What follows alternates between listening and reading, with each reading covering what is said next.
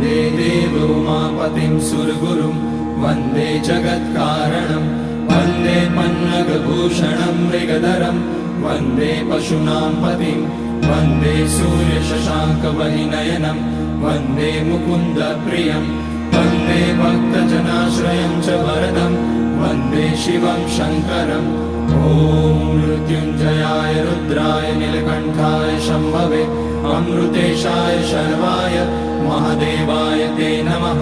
नमस्तेस्तु भगवन् विश्वेश्वराय महादेवाय त्र्यम्बकाय त्रिपुरान्तकाय त्रिकाग्निकालाय कालाग्निरुद्राय नीलकण्ठाय मृत्युञ्जयाय सर्वेश्वराय सदाशिवाय श्रीमान् महादेवाय नमः। ॐ नमः शम्भवाय च मयोभवाय च नमः शङ्कराय च मयस्कराय च नमः शिवाय।